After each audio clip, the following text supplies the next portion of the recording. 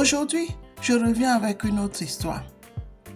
Il s'agit de cette dame que vous voyez sur l'écran, qui est une créatrice de contenu basée en France. Récemment, elle a été embauchée par ce pasteur que vous voyez sur l'écran pour pouvoir travailler avec sa chaîne YouTube. Heureusement ou malheureusement, c'est un homme qui est un prophète mais qui est marié. Alors, cette jeune fille, lorsqu'elle a commencé par travailler pour sa chaîne YouTube, il a commencé par lui faire des avances malgré qu'il était marié. Alors, je pense que elle pensait que l'homme devait laisser sa femme pour elle parce qu'elle a bien dit, l'homme lui a dit que entre lui et sa femme, c'est terminé. La femme a déjà rassemblé ses effets qu'elle allait partir et qu'elle allait même divorcer. Donc, c'est en ce sens-là que lui cherchait une nouvelle femme. Malheureusement, je crois que cette créatrice de contenu est très immature. Elle n'a pas compris que c'est un jeu, peut-être que le prophète était en train de faire avec elle. Elle a finalement cédé à ses avances, jusqu'à se retrouver dans un hôtel, seule avec le prophète. Alors, je crois qu'après tout ça, elle a vu que la relation ne pouvait pas l'aider. Et finalement, elle est venue sur les réseaux sociaux pour pouvoir dénoncer. Selon elle, elle pense que c'est un faux prophète, c'est un faux pasteur qui lui a fait des avances en la piégeant et il savait qu'il était marié, mais il l'a promis le mariage. Alors, sans plus tarder, je vous laisse écouter.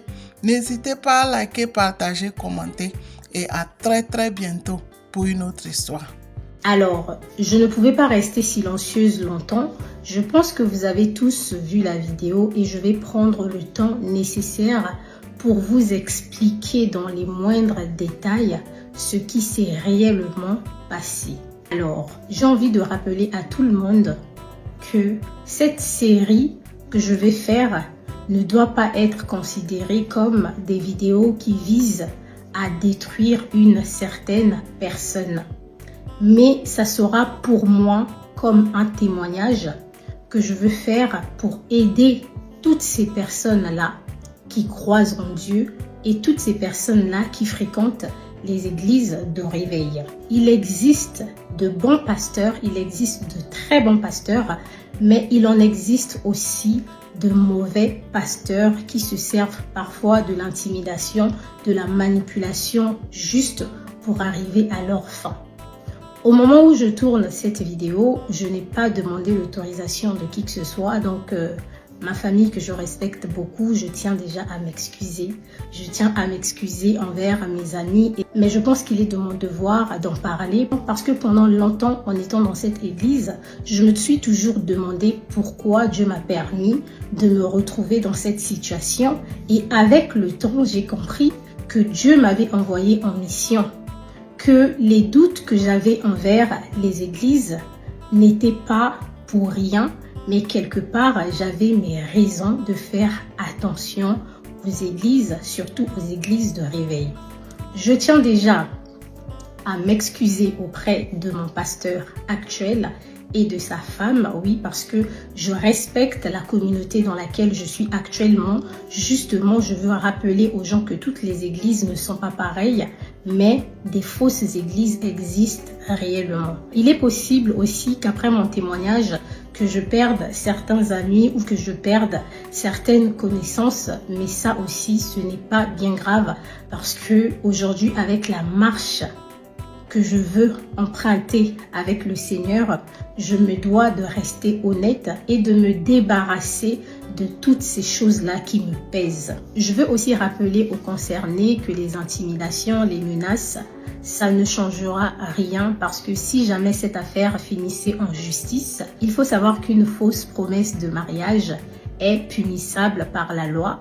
Et il faut également prendre en compte le fait que même si moi j'ai des preuves, parce que j'aime bien filmer quelques instants de ma vie, donc il y aura des preuves de mon côté et il y aura également aussi des preuves de caméras de surveillance, des restaurants, des hôtels, peu importe en tout cas tous les endroits qu'on a eu à fréquenter. Il est aussi possible qu'après ce documentaire que je perde quelques amis, mais je veux dire à tout le monde qu'aujourd'hui je mène un combat, c'est de ne pas vivre par rapport aux réseaux sociaux. C'est de dénoncer toutes ces personnes-là qui vivent une vie contraire sur les réseaux sociaux alors que leur réalité dit quelque chose d'autre.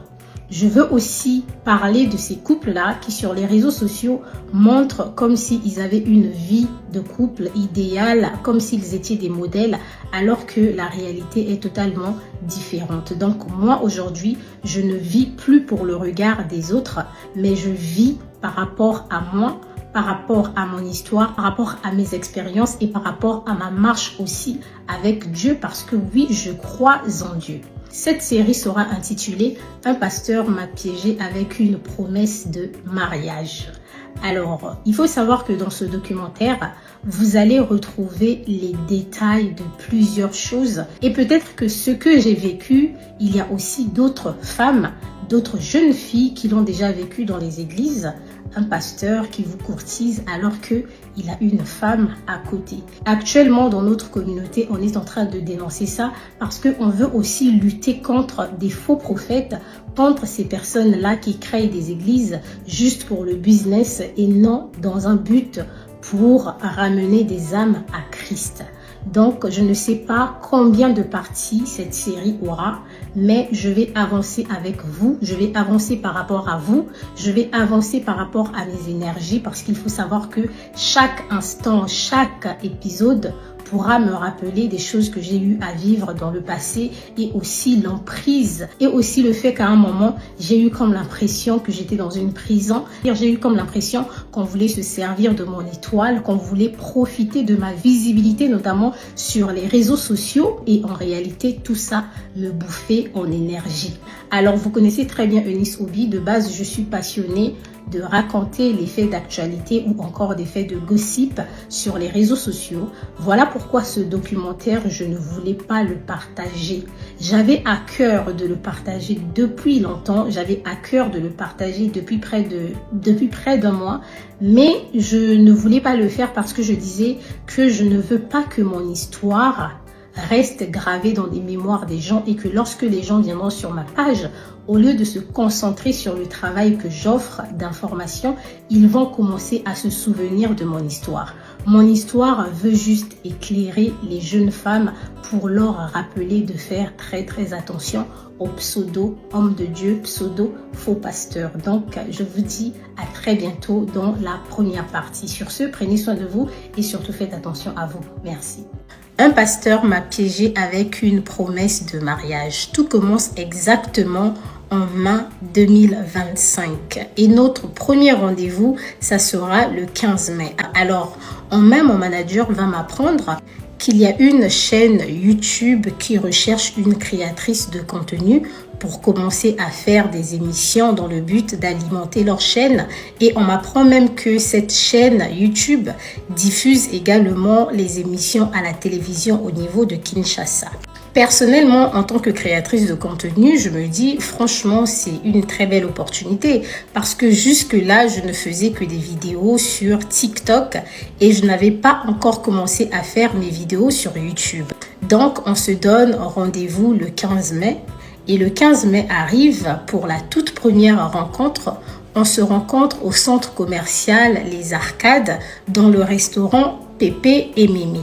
Et là, on arrive et tout, avec mon manager, on attend l'arrivée du monsieur. Et le monsieur, il vient accompagné de son ami qui avait mis mon manager en contact avec lui.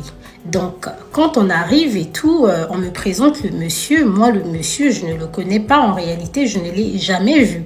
Mais on m'apprend que ce monsieur a une église et tout, qu'il est quand même connu dans la communauté congolaise et tout ça. Et moi, j'étais en mode, mais je le connais pas. Et vous savez que en réalité, on n'est pas obligé de connaître tout le monde. C'est pas parce qu'une personne est sur les réseaux que forcément on va la connaître.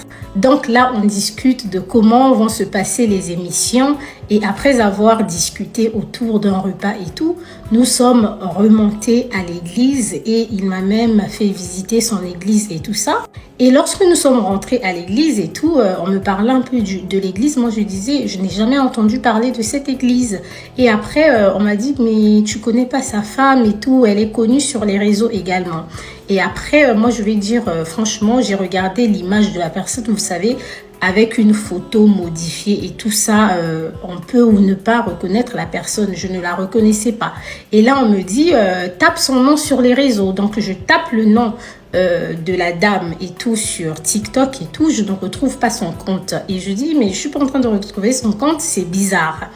Et après, je vais sur un autre compte, je tape le nom, je retrouve le compte, je remarque que j'étais bloquée par la dame. Je dis, mais la dame, c'est vrai que son visage me dit quelque chose.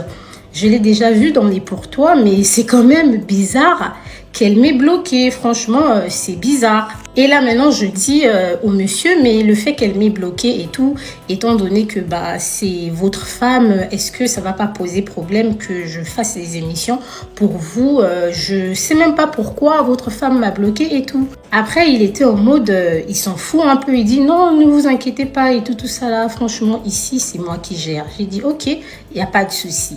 Croyez-moi qu'après notre entretien, ce jour-là, je suis rentrée, ça m'a quand même intriguée. Je me suis posé mille et une questions. Pourquoi cette dame m'a bloquée? Pourquoi cette dame m'a bloquée et tout? Après, je me suis dit, peut-être que parce que moi, je suis dans le Congo, ça, sur les réseaux et tout ça, elle m'a bloquée. Peut-être elle évite que je mette peut-être un jour mon nez dans ses affaires. Mais franchement, c'est bizarre. La dame, en gros, elle ne m'intéresse même pas. Après, franchement, cette partie-là est passée et on avait un second rendez-vous. Donc, le jour où j'étais censée commencer le tournage des émissions. Donc là, j'arrive au studio et tout. On fabrique le logo pour commencer les tournages et tout ça. Et ce premier jour-là, je tourne, je crois, pratiquement 3 à 4 émissions. En tout cas, je fais ce que j'avais à faire pour la journée. Et je remarque aussi que le monsieur, le pasteur, qui est le propriétaire du studio, il était constamment au studio et tout. Mais franchement, pour moi, de mon côté, c'est un daron et tout. Franchement, le courant passe, l'atmosphère est chill et tout. Rien vraiment d'anodin. Et il assistait même à mes tournages. Enfin, franchement, je n'avais rien derrière la tête. Et ensuite, je vais même faire un vlog ce jour-là dans le studio et tout pour annoncer à mes abonnés que voilà, je me suis lancée sur YouTube, je travaille avec une chaîne de télé et tout, allez-y vous abonner, nanani, nanana. Vous-même, vous savez comment ça se passe avec nous, les créatrices de contenu. Lorsque le monsieur va voir mon vlog et tout par rapport à son studio, il sera tellement ému, il sera tellement content, au point où il va même prendre mon numéro de téléphone et tout auprès de mon manager pour me dire que oui, la vidéo est bien, franchement ça m'a fait du bien, beaucoup de gens sont en train de me partager la vidéo et tout ça. En tout cas, merci. Moi, je lui ai fait comprendre que franchement, c'est ce que moi j'ai l'habitude de faire sur les réseaux. J'ai même pas fait ça dans le but de faire plaisir à qui que ce soit. Je partage un peu mes petites choses professionnelles et tout sur les réseaux. Après, là, c'est passé. Donc, ça va venir ma deuxième semaine de tournage. Et la deuxième semaine de tournage, c'est vraiment là où tout va se décider. La deuxième semaine de tournage arrive. J'ai l'habitude de partir au studio avec plusieurs vêtements de rechange parce qu'il y a plusieurs émissions que je fais dans la journée et tout ça. Donc, il faut que je me change. Un pasteur m'a piégé avec une promesse de mariage partie 2. La deuxième journée de tournage arrive, donc souvenez-vous que ce pasteur, il est propriétaire d'une chaîne, voilà, YouTube, et j'étais embauchée là-bas pour la création de contenu. Donc la deuxième semaine de tournage arrive et j'arrive au studio et tout tranquille. Là encore le même scénario parce que le pasteur, il aime bien manger au restaurant. Donc on se retrouve une fois de plus au restaurant et cette fois-ci, il est accompagné d'un ami à lui et tout que je vais appeler Monsieur WK. On finit de manger au restaurant et tout ça, nous on remonte au studio pour travailler et tout. Et lui, il était accompagné de son ami. Ils sont juste venus voir comment ça se passait un peu et après ils sont partis dans l'église. Alors, lorsqu'on était au restaurant, il va me présenter son ami là et tout. Il va me dire que c'est mon père spirituel et tout. Il vient un peu de loin et je ne vais pas vous dire le pays, mais ça se trouve juste en Europe et il est venu parce que on a quelque chose et tout à gérer ensemble. Nous, on est au studio en train d'enregistrer et tout et voilà. Pendant que j'étais partie dans une autre pièce et tout pour me changer, il va rentrer dans cette pièce et tout pour discuter avec nous. Et là, on est en train de discuter. Je sens qu'il est un peu frustré et tout ça. Et après, moi, je lui dis, j'ai vu que votre madame et tout, elle a un livre, elle a un livre et tout, et le thème, c'est pas mal. Moi, j'aimerais bien faire la promotion de son livre sur les réseaux sociaux et tout, si vous pouvez me payer pour ça. Parce que moi, je suis là, je vous dis, les gars, je suis là pour le business, parce que j'étais payée pour chaque vidéo. Ce qui est sûr, c'est que quand je lui parle de la dame, il fait comme s'il ne m'entendait pas vraiment, comme s'il n'était pas intéressé. Après, j'ai juste balayé l'affaire et tout, j'ai laissé tomber. Je suis retournée dans le studio et tout ça, travailler. Et là, maintenant, il va appeler cette proche à moi avec qui je travaille très souvent pour discuter avec elle. Ce qu'ils se sont dit, moi, je ne savais pas. Mais tout ce que je me souviens, c'est qu'il voulait être en couple avec moi, qu'il était séparé de sa femme, cette dernière avait fait les bagages et tout, et elle était prête à quitter la maison. Ils étaient vraiment en instance de divorce. Alors, il va poser quelques questions à cette proche à moi pour savoir si j'avais un homme dans ma vie ou si j'étais célibataire. Et elle va lui dire, franchement, Eunice, les trucs même de relations amoureuses, c'est des choses auxquelles elle n'y pense pas trop. Et actuellement, d'après ce que je sais, elle n'a personne dans sa vie. Elle, l'amour, c'est un peu compliqué pour elle. Du coup, il va vraiment insister auprès de cette dernière pour lui dire que s'il te plaît, je veux que tu parles à Eunice. Pour moi, je suis vraiment intéressée par elle. Et cette proche à moi va retourner de l'église, elle va venir au studio et tout, et elle va m'appeler dans un coin et tout de suite, elle va me bondir la chose comme ça. Et lorsqu'elle me l'a dit, j'ai ouvert les yeux en mode « ouais ». C'est quoi ça? J'étais en mode, mais c'est un daron. J'étais en mode, ouais, c'est vrai que moi, l'âge, franchement, ça ne me dérange pas dans le couple, mais ouais, pasteur et tout, par rapport à son âge, j'ai dit, mais c'est fou et tout. Je pouvais même pas m'imaginer et tout, qu'il avait genre des sentiments ou qu'il a ressenti quelque chose. Oh, mais oui, je n'ai même pas remarqué comment il te regarde, comment il vient assister et tout ça. Moi, j'ai dit, mais franchement, tout ça est bizarre. Et j'étais en mode, et sa femme? Et c'est là où elle va me dire exactement ce qu'il lui a dit. Franchement, croyez-moi qu'au départ, je ne voulais rien savoir. Et elle va me dire, franchement, le monsieur, il a l'air, c'est un pasteur et tout ça. Regarde toi-même. Après, nous, il faut pas toujours juger dès le début. On s'est dit qu'il était sérieux. Et jusque-là, lui et moi, lorsqu'on avait discuté pour la première fois, c'était juste professionnel. Donc, il attendait l'autorisation de la part de cette proche à moi-là. Si c'est OK de mon côté, comme ça, il va discuter avec moi et réellement s'ouvrir et me dire ce qu'il ressentait. Et croyez-moi que j'ai ressenti une pression sur moi. Je me suis dit, mais c'est quoi cette situation? Je viens à peine de débuter le taf avec eux et tout. Et tout de suite, le boss, il est intéressé par moi et tout ça. Le boss est dans une situation bizarre, instance de divorce. Voilà, je dis, mais c'est quoi tout ça? Mais après, en même temps, vous connaissez votre go. Moi, je le dis toujours que moi, les expériences sociales, ce sont des choses qui ne me dérangent pas. Donc, je lui ai dit, du coup, tu peux lui dire qu'il peut me contacter, me parler déjà lui-même parce que je n'aime pas les intermédiaires. Comme ça, lui et moi, on verra vraiment comment on va faire et tout. Après l'avoir écouté moi-même de vive voix, je saurai quelle décision je vais prendre. Du coup, ce soir-là, quand je rentre à la maison après le studio, elle lui dit que c'est OK du côté de Eunice, tu peux lui parler. tout de suite, le monsieur m'écrit et tout. Il m'envoie une photo où il est en train de cuisiner et tout ça. Il dit non, je suis en train de cuisiner pour moi et mon père spirituel et tout. Après, j'étais en mode, ah, c'est bien, bon appétit à vous. Et vous savez que lorsqu'un homme qui est censé être marié reçoit une invitée et que la personne vous dit qu'il est en train de cuisiner, en même temps, on vous fait comprendre que la personne est en instance de divorce, ça peut potentiellement vous convaincre qu'il y a réellement plus vraiment de femmes dans cette maison. Il y a réellement plus une femme qui tient les fonctionnalités de femme. Et ce soir-là, par message, il me demande s'il pouvait m'appeler. Et vous savez que moi, je ne suis pas trop chaude pour les appels. Très souvent, mon téléphone est en mode ne pas déranger. Du coup, quand il m'appelle, il tombe sur le répondeur et tout. Quand je remarque qu'il m'avait appelé, je lui ai dit, tu peux rappeler.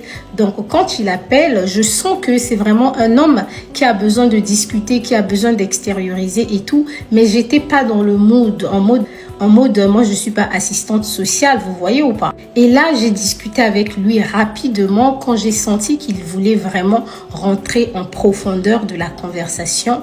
Moi, j'ai cherché une porte de sortie pour fuir. Et c'est ce jour-là qu'on a décidé qu'il fallait qu'on puisse se voir. Et il m'a proposé pourquoi ne pas aller au ciné. Et dans ma tête, j'étais en mode cool, un homme de son âge et tout, qui me propose d'aller au ciné et tout ça. Bah, c'est très bien, on va faire le ciné et tout et on verra ce qu'on pourra faire encore dans la soirée. Et il propose tout, il propose le centre commercial où on va faire le ciné et je lui demande est-ce que tu veux que je prenne des tickets, qu'il va prendre des tickets. Il a dit non, t'inquiète pas et tout ça, mon fils va s'en charger. Moi j'ai dit ok, il n'y a pas de souci. Alors là, nous sommes arrivés au niveau où on a notre premier rendez-vous en tête-à-tête. Alors les filles, il y a une chose très importante, voilà, qu'il faut savoir dans cette story time que je suis en train de vous raconter. C'est que je pense que depuis que je suis sur les réseaux sociaux, j'ai toujours été sérieuse dans ma création de contenu. Mais il faut savoir que là, c'est une situation personnelle et qui concerne aussi d'autres personnes qui en font partie de ce film-là. Du coup, déjà, ça me demande beaucoup d'énergie spirituelle et beaucoup de courage pour en parler parce que vous ne savez pas ce que les gens peuvent décider de faire juste parce qu'une personne a décidé de parler et démasquer et dénoncer en réalité. Parce qu'on parle ici d'un homme de Dieu, une personne qui a une église et je tiens encore à souligner que ici, je ne parlerai jamais mal des membres d'église. Justement, si je veux aussi faire cette story, c'est parce que j'ai réalisé que les membres d'église étaient adorables. Et c'est très important de réaliser que certaines personnes vont dans l'église avec une bonne intention. Il y a des gens qui sont dévoués. Mais derrière, vous ne savez pas ce que cette personne qui se lève tous les dimanches devant vous pour vous faire la prédication peut tramer dans sa vie privée. Et malheureusement, ce sont des personnes qui donnent l'image d'être des personnes parfaites. Et c'est la raison pour laquelle, moi, dans cette situation, je ne me suis jamais considérée comme une maîtresse ou encore appelée Tisa. Pourquoi? Parce que vous allez comprendre avec la suite des événements comment les choses vont se passer. Et aussi parce que lorsque vous êtes avec un homme qui a peur, voilà, parce qu'il a une femme à la maison, une femme avec laquelle ils sont réellement en bon terme, l'homme n'a pas envie de se filmer avec vous. L'homme ne vous propose même pas de filmer les repas et tout. Lorsque vous sortez, l'homme ne vous autorise même pas de faire ça. Les filles qui sortent avec les hommes mariés, vous savez qu'il y a des hommes mariés qui sont très stricts, qui ne veulent pas laisser de traces. Et là, vous sentez que dans cette story que je suis en train de vous relater, j'ai beaucoup de liberté. Des libertés au point où même moi, je me dis, le monsieur, il n'est pas en train de jouer parce que dans la suite des événements, il va me proposer de venir à l'église et tout. Donc là, dans la prochaine partie, ça, ce n'est pas une partie, c'est juste pour essayer de remettre les choses dans le contexte. Et les gens sont déjà en train de faire de récupération. Je ne veux pas que vous puissiez vous approprier mon histoire et dire ce que je n'ai pas dit. Tant que je ne suis pas encore arrivée à un niveau, surtout en ce qui concerne l'intimité, je ne veux pas entendre quoi que ce soit parce que en réalité, jusqu'ici, on n'est pas encore arrivé à ce niveau.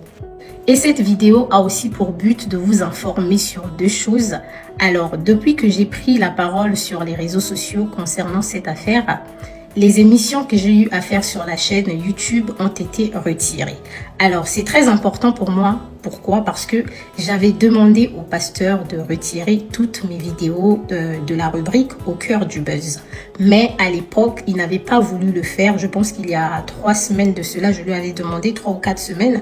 Il n'avait pas voulu le faire. Pourquoi? Parce qu'il m'avait dit et tout, tu as enregistré, tu as été payé. Oui, parce que je ne vais pas nier le fait que j'ai été payé. Donc, laisse quand même les vidéos. Comme ça, là, ça va permettre de faire tourner la chaîne. Et moi aussi, je pourrais récupérer quelque chose par rapport à ça. Et vous savez que récemment, quand il y a eu le buzz de Regina Daniel, pour toutes les personnes qui avaient suivi ma vidéo sur Regina Daniel sur cette chaîne-là, quand il y a eu le buzz de Regina Daniel, j'avais vu que les vues de la vidéo avaient énormément augmenté. Donc, les vidéos ont été retirées. Ça veut dire que quelque chose est déjà en train de se passer. Et deuxièmement, depuis que j'ai commencé à parler, j'ai déjà eu quelques membres proches, voilà, de ces personnes-là qui m'ont appelé pour faire leur témoignage, des témoignages que je ne compte pas du tout diffuser sur les réseaux sociaux parce qu'on m'a fait confiance. Oui, parce qu'en réalité, je suis une personne de confiance. Ce qui est sûr, ce documentaire, ce n'est pas vraiment pour moi parce que si ça ne tenait qu'à moi, je n'allais pas le faire à cause de ma réputation également. Mais je tiens à faire ce documentaire surtout à cause des femmes et aussi les femmes mariées qui souvent s'attaquent aux jeunes filles quand elles apprennent que voilà, telle personne entretient une relation avec son mari. Souvent, elles s'attaquent à ces jeunes femmes-là de façon déloyale sans même savoir les mécanismes qu'un homme marié peut mettre en place juste pour arriver à ses fins. Et c'est aussi une façon de rappeler aux femmes que lorsque vous êtes dans un mariage, battez-vous. Même si vous travaillez pour votre mari, même si vous travaillez ensemble avec votre mari, ayez quelque chose qui vous appartient. Ayez vos propres sources de revenus. Ça fera que lorsque vous allez vous retrouver en danger ou encore dans un mariage où vous n'êtes pas respecté, valorisé, il va arriver un moment où vous allez vous dire « Je ne peux pas rester ici, je dois partir. » Oui, parce que seule, je peux m'en sortir. Malheureusement, beaucoup de femmes restent dans des foyers bizarres juste parce que au final, elles se retrouvent dans une situation où elles ne savent pas réellement vers qui se tourner. Donc les filles, tenez-vous bon. De mon côté, je fais de mon mieux pour pouvoir vous donner ce que je sais vous donner, les informations et faire du storytelling. Sur ce, prenez soin de vous et surtout faites attention à vous. On se retrouve dans la partie 3. N'oubliez pas que dans la partie 3, nous sommes en date et là-bas, tous les deux, on va apprendre à se connaître. Dans la partie 3, vous allez découvrir ce que moi, je lui ai dit à propos de moi et ce que lui aussi, il m'a dit à propos de sa vie personnelle. À très bientôt. Un pasteur m'a piégé avec une promesse de mariage partie 3. Alors, si vous êtes assez concentré, vous savez que notre entretien a eu lieu le 15 mai. J'ai débuté dans sa boîte qui est une chaîne YouTube et tout de suite, les choses se sont enchaînées. Et là, nous sommes au 23 mai, donc la date de notre premier rencard. Alors, on avait décidé en amont qu'on allait faire du cinéma et tenez-vous bon, il m'avait dit que c'est son fils qui allait nous prendre des billets pour le cinéma. Du coup, je sors de chez moi et tout, je me fais belle et tout ça là comme d'habitude. Regardez même comment j'étais habillée. Je prends le taxi et je vais le rejoindre au centre commercial. Là, et moi personnellement, depuis que je suis en France, je n'ai jamais fait de ciné 4D. Donc, il m'emmène faire un ciné 4D et tout. Bon, je n'apprécie pas trop parce que il y a un peu la boule au ventre. Pour ceux qui n'aiment pas les attractions, vous savez que le ciné 4D, c'est pas trop l'idéal. En plus, vous n'êtes pas trop confortable. On a notre séance ciné ensemble. Je vous épargne quelques détails, mais vous savez qu'au ciné, très souvent, c'est des petits câlins et tout ça là. Et voilà, tout ça, ça va se passer au ciné. J'étais un peu gênée parce que, croyez-moi que c'était un ciné là où il y avait pas mal de personnes âgées et tout. Et il y a une chose que je dois vous informer, c'est que lors de la séance ciné, Le monsieur avait vraiment envie d'extérioriser, il parlait beaucoup et j'avais compris que les Whitey, même à côté de nous, étaient un peu dérangés et tout, en mode il faisait chut, chut. Mais il avait vraiment envie de discuter avec moi, il avait vraiment besoin d'une personne à qui parler. La séance ciné se termine, c'était le soir aux alentours de 20h, 21h par là. Et on se dit, qu'est-ce qu'on fait par la suite? Donc, direction le restaurant et il avait opté pour le restaurant César. Et là aussi, j'ai une vidéo que je vais vous publier dans laquelle je dis que c'était vraiment ma première fois d'aller au restaurant César depuis que je vis en France. Ça m'a jamais traversé l'esprit. C'est pas que je peux pas me payer le restaurant César. Bon, je vais pas dire c'est rien du tout, mais ça ne m'avait jamais traversé l'esprit d'aller au restaurant César. Du coup, quand il opte pour ce restaurant-là et tout, moi je trouve ça chic, cool et tout. Même si j'ai trouvé qu'il y avait un peu trop de musique et tout ça. Et la musique, c'était vraiment la musique du monde. Là, au restaurant, on apprend maintenant à se connaître et il s'ouvre à moi. Il me fait comprendre, premièrement, qu'il a été trahi par sa femme. Quand je dis trahi, c'est-à-dire trompé par sa femme. Et depuis cette tromperie-là, ça a compliqué leur relation familiale, leur relation amoureuse en tant que mari et femme, parce qu'il a du mal à pardonner. Il me dit qu'avant cette dernière, il avait une femme et tout dans le pays d'où il venait, un pays d'Europe aussi. Et qu'avec cette femme, ils avaient eu 4 enfants, dont un décédé. Et avec sa femme actuelle, ils ont 4 enfants. Donc, quand je fais le calcul et tout ça, je lui dis, ah ok, donc du coup, ça fait que vous avez genre 7 enfants. Et là, il va me dire, non, j'ai pas 7 enfants, j'ai 8 enfants. Je dis 8, comment? Il dit, mais avec Emmanuel. Donc, Emmanuel, mon fils. Parce que moi aussi, je m'ouvre à lui, je dis que moi, je suis venue en Europe et tout, c'est le père de mon fils qui m'a ramené, mais ça s'est très mal passé entre nous. On s'est séparés, mais ensemble, on a un petit garçon et tout qui s'appelle Emmanuel. Et il faut savoir que moi, je ne lui parlais pas beaucoup de moi parce que j'avais compris que lui, il avait envie de beaucoup parler. Et c'est une personne, lorsque tu as une conversation avec lui, en réalité, tout tourne autour de lui. Il veut parler de lui, il veut te convaincre. C'est toujours lui, c'est toujours lui. Ce qui fait que lors de cette soirée, on a longuement parlé de lui et il m'a montré même des conversations entre lui et la dame et tout, très vite fait, et même comment ils étaient en mode bloqué, débloqué, débloqué, bloqué, débloqué. Et j'ai vu, j'ai dit bon, c'est même pas nécessaire que tu me montres tout ça. Et moi, de mon côté, je lui dis ce que moi je connais des personnes en instance de divorce. Je lui fais comprendre que moi, je suis consciente qu'il y a pas mal d'hommes, quand tu les rencontres, ils te disent qu'ils sont en instance de divorce, mais ils ne quittent jamais leur femme. Et lui m'a dit, non, t'inquiète pas, mon père spirituel était là et tout, on a eu à discuter, on aura encore un autre rendez-vous et tout ça. Et après ce rendez-vous-là, ça veut dire que c'est bon, mais dis-toi que tu as un homme libre. Donc là, on finit de manger, je monte dans sa voiture et tout. Et dans la voiture, il me dit que moi je suis avec toi, tu me plais et je te considère déjà comme ma femme. Je vais t'épouser. Celle-là, elle a décidé de partir de la maison. Toujours dans le but de me convaincre, il me dit que d'ici juillet, elle ne sera plus à la maison et tout. Et à partir de décembre, je pourrais procéder au mariage et tout avec toi. Moi, j'ai dit, mais c'est très tôt. Moi, j'ai dit, t'inquiète pas, hein, si tu parles de mariage et tout, on peut prendre vraiment le temps de se connaître. Et le mariage, on pourra en parler après. Franchement, c'était une conversation que moi, personnellement, je n'ai pas du tout pris à cœur. J'ai jugé ça banal parce que je sais que généralement, quand un homme se retrouve à côté d'une femme qui lui plaît, il a tendance à dire des choses. Et j'étais juste en train de l'écouter et en même temps compléter un peu les choses, histoire de le mettre un peu à l'aise. Je lui explique que moi, généralement, en amour, c'est toujours compliqué pour moi, que je ne suis pas du tout pressée pour le mariage. Je pense que toutes les personnes qui me connaissent savent qu'en réalité, ce que je recherche vraiment dans la vie, je l'ai déjà. J'ai été avec un homme, j'ai eu un enfant et tout.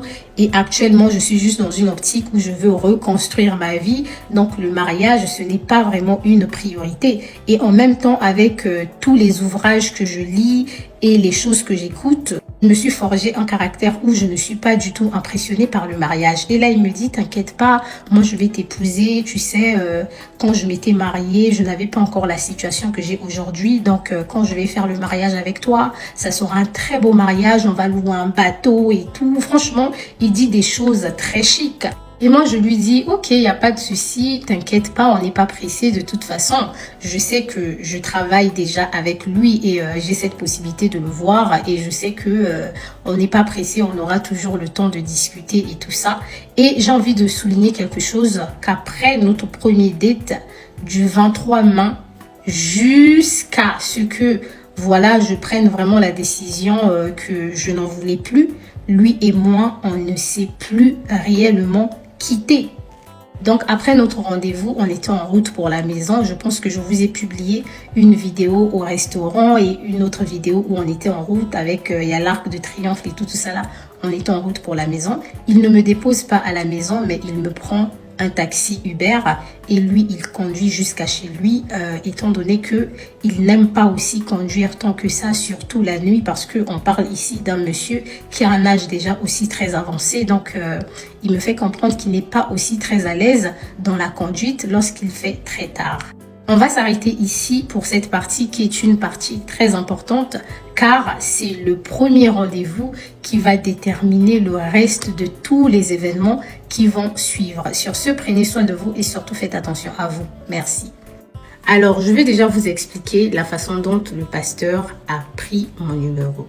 Vous voyez ça, c'était mon premier jour de tournage. Et cette photo et tout, c'est de base une vidéo que lui avait filmée et ensuite, il va me demander mon numéro pour m'envoyer les images qu'il avait eu à prendre de moi. Donc, c'est comme ça déjà de base qu'il a eu mon numéro. Alors, juste pour vous dire que mon téléphone a tout noté, a tout enregistré du début jusqu'à notre dernière conversation. Alors, cette vidéo, c'est la preuve du tout premier message que j'ai eu à avoir avec lui. Et c'était le 21 mai. Donc, il va m'envoyer la vidéo et moi, je vais lui répondre en disant « Rebonsoir, papa ». Je ne dis pas le nom. Je viens d'arriver à la maison. J'espère qu'on sera satisfait du résultat de l'émission d'aujourd'hui, même si j'aurais aimé plus travailler. On va se rattraper samedi. Je te souhaite une excellente soirée. Pour toutes les personnes qui me connaissent, vous savez que très souvent, j'aime dire bonne journée, excellente soirée et tout. Franchement, c'est vraiment ma formule magique de politesse à n'importe qui. Il va me répondre tout de suite. Donc, je lui réponds à 23h04 et lui me répond à 23h09.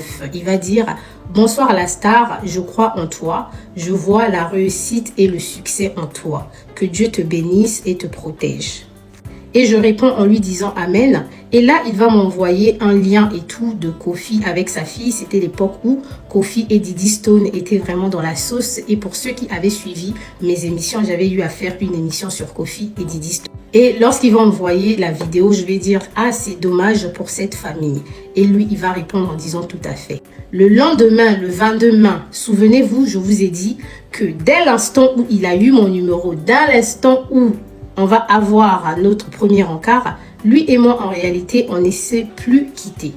Le 22 mai, il va m'envoyer aux alentours de 15h05 une image qu'il était en train de cuisiner pour lui et son père spirituel, Monsieur WK. Il va m'envoyer ce message-là à 15h05 et j'avais pas répondu. Et à 15h38, il va me relancer en disant « Bonjour la star ». Et moi, je lui réponds à 15h52. Vous sentez que je voulais mettre une certaine barrière entre lui et moi parce que je sentais déjà que c'était bizarre. Et je lui réponds à 15h52 en disant « Bonjour papa, c'est toi la star ». Et je lui dis « Comment tu vas et bon appétit, tu as bien mangé ». Ça change de la nourriture du restaurant parce qu'il m'avait fait comprendre qu'il mangeait constamment au restaurant. Il va m'envoyer l'emoji du pasteur Marcelo en train de rigoler et tout ça. Il dit merci et là, à 16h03, il m'envoie une vidéo de lui à table avec son invité. Je ne vais pas mettre la vidéo en entier ici avec son invité pour des raisons de confidentialité, juste pour vous montrer que le monsieur était vraiment décidé à me montrer, à me prouver qu'il veut vraiment avoir une connexion très très privée avec moi. Parce que même la vidéo avec son invité, je pense que si son invité se voit dans cette vidéo, il ne va pas du tout apprécier. C'est un monsieur qui filme parfois les gens sans que les personnes là ne sachent, et s'il discute avec quelqu'un, il va filmer comme ça en mode t'envoyer pour dire regarde, je suis avec telle personne. Et je vais lui répondre en disant vous êtes en bonne compagnie, c'est très bien. Moi, je me prépare pour la journée du samedi parce que le samedi, on avait tournage. Ensuite, il va me proposer on peut manger à midi ensemble parce que après, ça sera impossible étant donné qu'il y avait une émission à 14h. Et moi, je vais lui répondre en disant oui, midi, c'est parfait pour moi. Ou 12h30, après j'aurai tout le temps de récupérer le petit à l'école à 17h. Il a dit ok, j'ai dit ça marche, tu me donneras l'adresse du restaurant, je te laisse choisir. Et ensuite on va finalement se voir le 23 mai, le jour où on est parti au ciné, et ensuite on a terminé au restaurant César. Et là même je lui dis hello papa, j'espère que tu vas bien et que tu as passé une bonne journée. Je suis en train de me préparer pour notre sortie de tout à l'heure. Je te dis à très bientôt. Il va m'envoyer une note vocale et tout ça parce que bon, il n'est pas aussi très à l'aise avec les textos. Et ensuite, il va m'envoyer l'adresse du centre commercial où nous étions partis regarder le film. Du coup, après ce premier rendez-vous au ciné et au restaurant, comme il m'a parlé de lui et tout, et il m'a parlé de ses intentions, c'est parti, on s'est senti un peu plus intime que ça.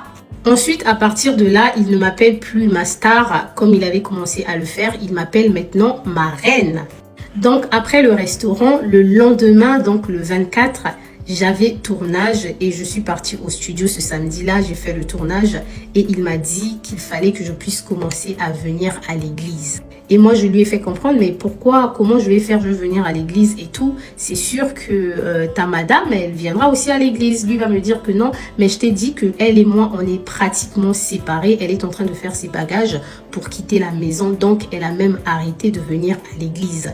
Il faut que tu puisses commencer à venir à l'église dans le but de te familiariser avec les membres de l'église et si même possible, intégrer la chorale. En fait, cette partie où il me dit d'intégrer la chorale, c'est très important. Pourquoi? Parce que il me fait comprendre qu'il faut que je puisse commencer à me construire une image qui est compatible avec le ministère chrétien. Comme ça, au moins, quand il fera de moi sa femme, oui, parce que je vous dis ici que le but pour lui, c'est de faire de moi sa femme.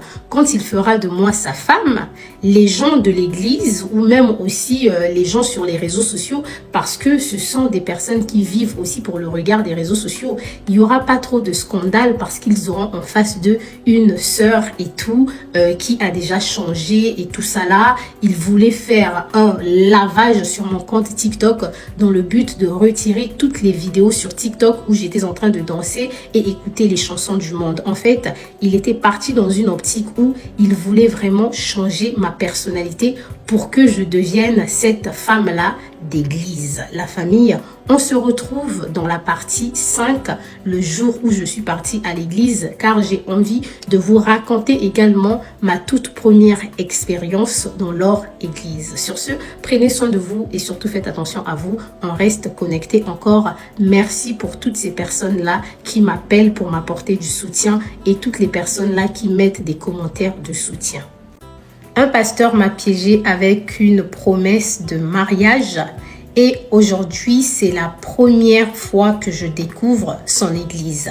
Alors, nous sommes le 25 mai 2025 et ce dimanche-là, je prends mon petit garçon pour aller à l'église parce qu'il voulait aussi rencontrer l'enfant pour la première fois.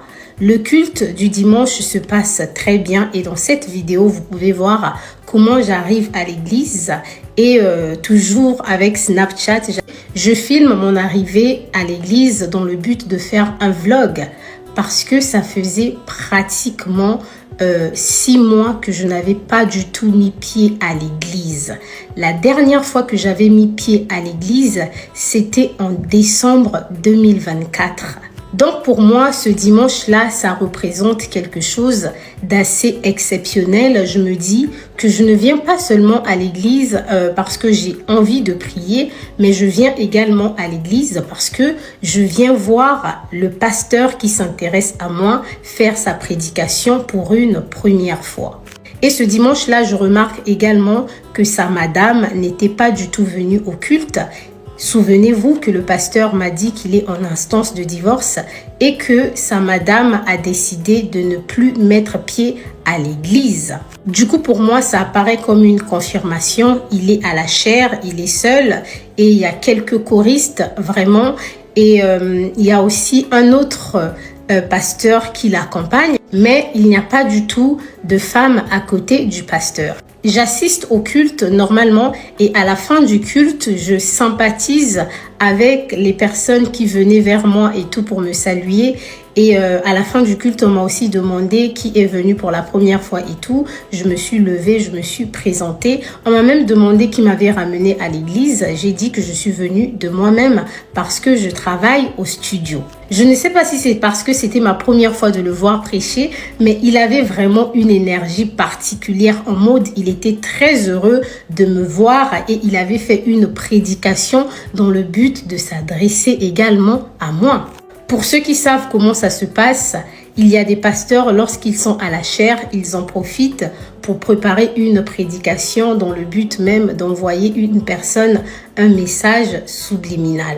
Lorsque le culte s'est terminé par rapport à ses instructions, parce qu'il m'avait dit qu'il veut me préparer pour que je devienne vraiment une femme d'église, il va me dire que lui, si moi j'intègre la chorale, ça sera facile pour les membres d'église de m'accueillir en tant que maman pasteur parce que les gens de l'église savent que le pasteur aime les chanteuses. Et je me souviens que lorsque lui et moi on a eu cette conversation, j'étais un peu bizarre parce que je lui ai dit c'est vrai que j'ai eu à chanter à l'époque, mais je ne sais pas si je peux pouvoir chanter. J'aimerais vraiment que les choses puissent se faire naturellement. Donc ce dimanche-là, je reste quand même avec quelques personnes de la chorale. Je tiens à vous rappeler que l'église était assez vide. Et avec les quelques membres de la chorale, on échauffe un peu la voix et tout. On décide si on va créer un groupe WhatsApp ou on va commencer à discuter dans le but de caler une date pour les répétitions. Et dans ma tête, je dis Eunice, est-ce que tu auras vraiment le temps pour tout ça ? Entre-temps, lui, il est dans son bureau, il reçoit quelques personnes qui veulent discuter avec lui. Et moi, je commence à chanter comme je peux, en est en train de faire la répétition. La répétition terminée, je suis tout de suite partie dans son bureau et surprise, souvenez-vous que nous sommes le 25 mai et c'est la fête des mères. Le pasteur m'avait prévu un cadeau pour la fête des mères et il me montre une plante. Et croyez-moi que la tension de la plante du cadeau pour la fête des mères, ça m'a fendu le cœur. Il m'a dit, voilà, je vais te donner ça et tout dans la voiture. Donc, on sort et tout, on arrive au parking. Il a d'autres choses à faire, donc c'est clair qu'il ne va pas me déposer à la maison. Il me tend un billet et tout, et il me demande de ramener également Emmanuel au McDo avant de rentrer à la maison. Et une fois à la maison, dans la soirée, je l'écris pour lui dire qu'on était très bien rentrés et voilà, et qu'on avait eu à faire des emportés, on n'a pas mangé sur place. Il m'appelle pour avoir mes impressions par rapport à ma toute première fois dans l'église. Je lui explique mon ressenti et je lui dis « mais c'est bizarre, tu as une très belle église. Croyez-moi que l'église était très bien décorée. » Pourquoi je dis « était » ? Parce que plus tard, on va perdre cette salle-là. L'église est très bien décorée, mais l'église est vide. Pourquoi c'est aussi vide? Il n'y a pas de gens et tout. Et là, il se confie à moi. Il dit que ouais, par rapport au problème de couple qu'il avait eu avec sa madame, la madame a eu à parler à certains membres de l'église qui ont fui. Du coup, il me fait comprendre qu'il est très mal par rapport à son ministère qui ne fonctionne plus. Et moi, j'essaye de le consoler et tout. Et il me dit, mais ce n'est pas grave parce que maintenant, je tais-toi.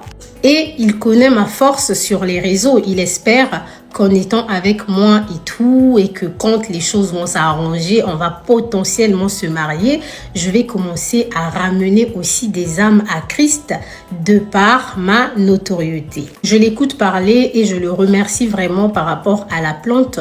Je lui rappelle que j'aime sa façon de m'aimer et il me dit oui, le Seigneur va essuyer tes larmes.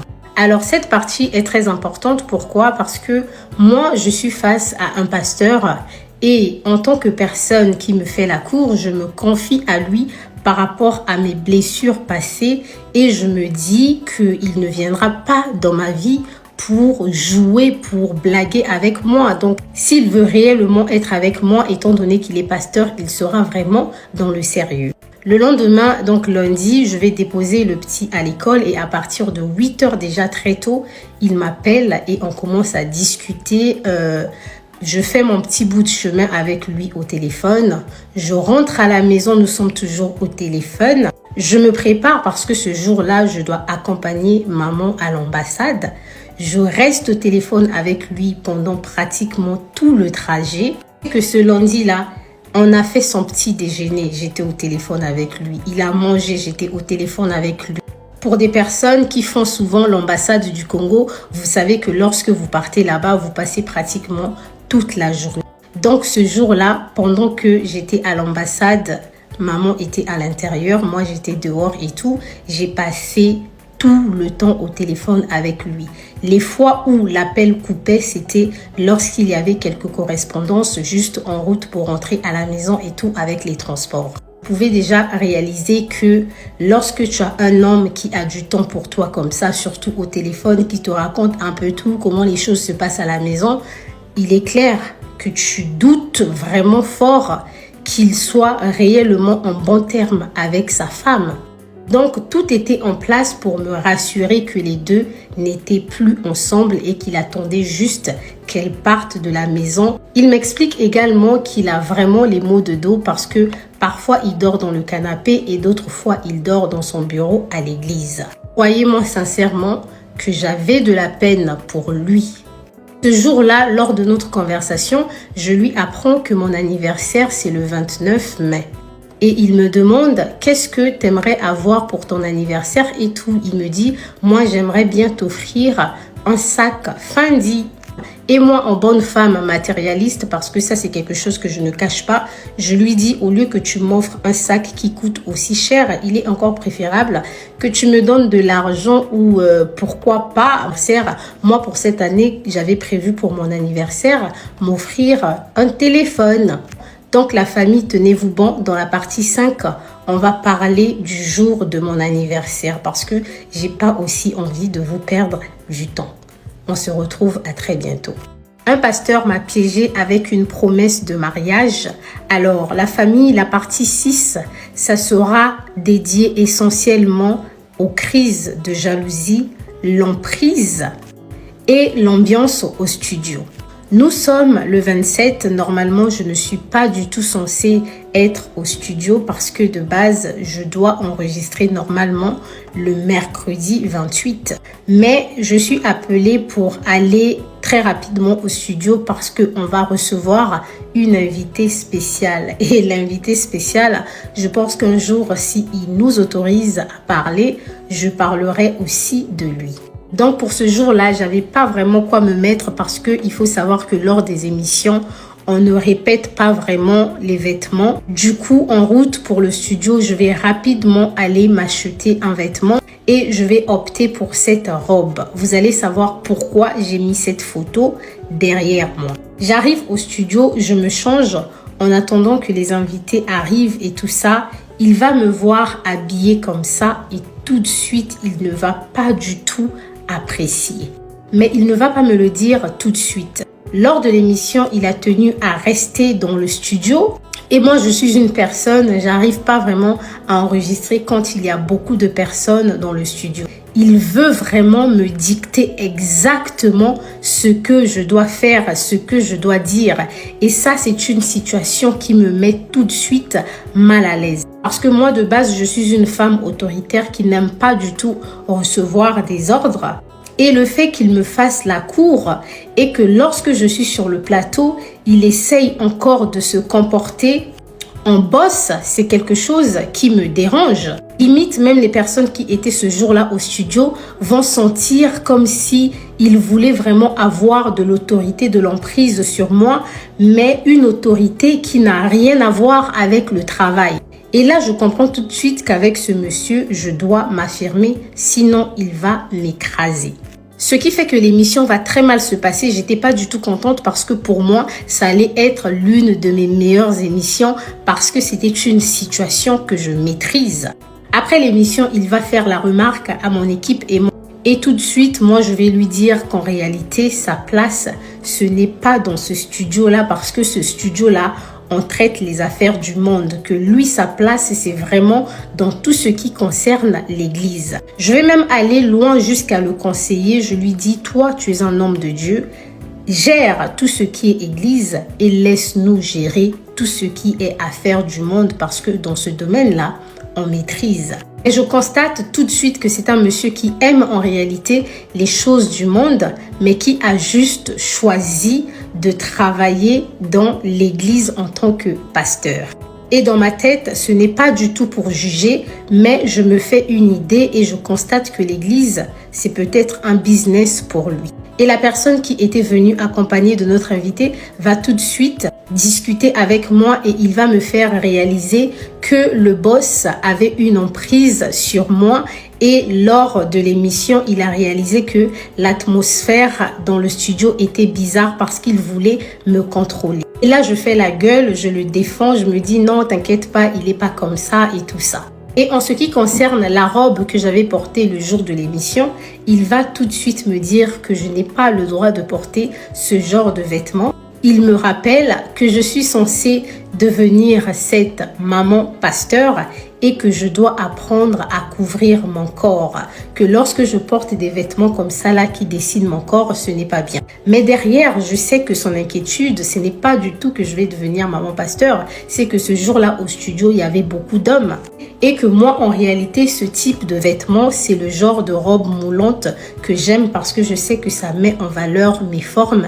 Et lui, ça le dérange parce que ça permet à tout le monde d'avoir les yeux sur moi. Je comprends que tout de suite, ça sera compliqué pour moi d'avancer avec ce monsieur parce que mon style vestimentaire, je ne suis pas prête à abandonner ça.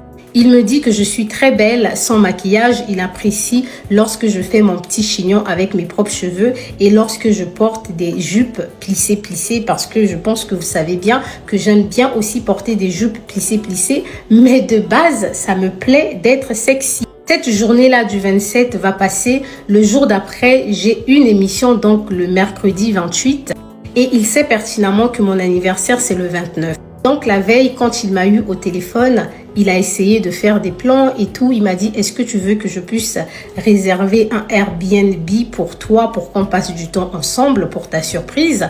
Ou tu veux que je réserve peut-être une suite et tout ça. Donc lui, moi, on débat longtemps par rapport à la suite, par rapport au Airbnb, parce que je n'ai pas envie de me retrouver avec lui dans l'intimité, plus précisément dans une chambre. En tant que fille matérialiste, je me souviens du type de cadeau que j'avais souhaité avoir. Et je me dis, est-ce que tu vas réellement avoir ton cadeau si tu déclines toutes les propositions? Et là, je me dis, ce n'est pas du tout grave, j'accepte sa proposition. De toute façon, c'est un pasteur et je n'ai rien à craindre parce qu'on se découvre en réalité après le mariage. Du coup, je suis d'accord avec lui pour qu'il puisse prévoir quelque chose pour moi, une surprise pour moi le jour de mon anniversaire. Et j'ai dit, tout juste après l'enregistrement au studio, je vais me rendre disponible. Comme ça, on va passer du temps ensemble. Enfin, la journée du 28 où il prévoit me faire une surprise d'anniversaire est très importante et capitale pour cette série. Du coup, je vais réserver toute une partie pour vous expliquer ça. Sur ce, je vous donne un rendez-vous dans la partie 7. Merci.